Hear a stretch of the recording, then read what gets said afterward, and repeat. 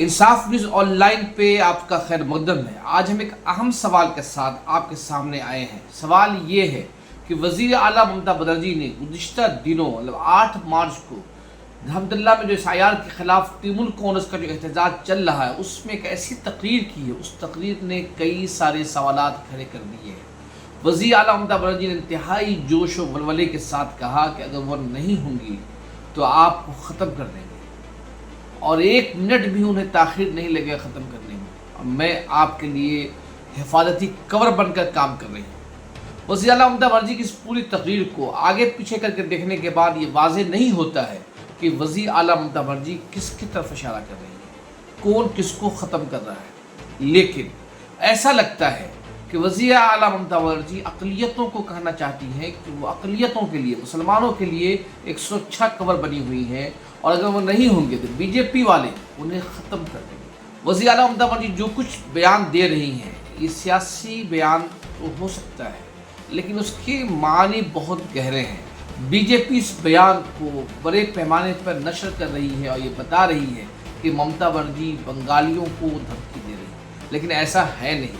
ममता बनर्जी बंगालियों को नहीं, अगर ये देखा जाए ममता बनर्जी मगरबी बंगाल के अवाम को ये आगाह कर रही हैं कि वो जो बीजेपी वाले आपको ख़त्म करने की कोशिश कर रहे हैं। लेकिन भले कब जो कुछ हो ये बयान ये दिखाता है कि इस मुल्क में सियासी जमातें खौफ की सियासत करती हैं।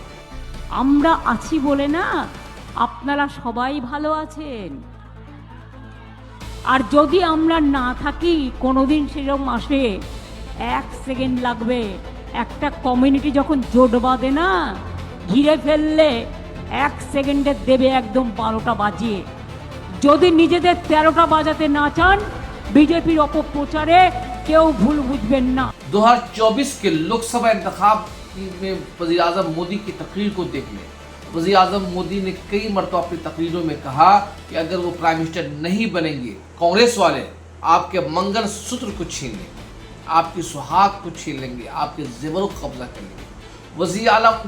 खुद वज़ीर आज़म नरेंद्र मोदी ने कई मरतबा मुसलमानों को लेकर खौफज़दा करने की कोशिश की और ये पूरी बीजेपी का ये शेवा रहा है कि वो मुसलमानों को ख़तरे के तौर पर पेश करती है। तो ये बात समझ में आती है कि वज़ीर आला ममता बनर्जी हो या फिर बीजेपी दोनों खौफ की सियासत करती है। लेकिन सवाल ये है कि क्या इस मुल्क में खौफ की सियासत से मुल्क में इत्तेहाद और इत्तेफाक का माहौल कायम होगा या नहीं होगा।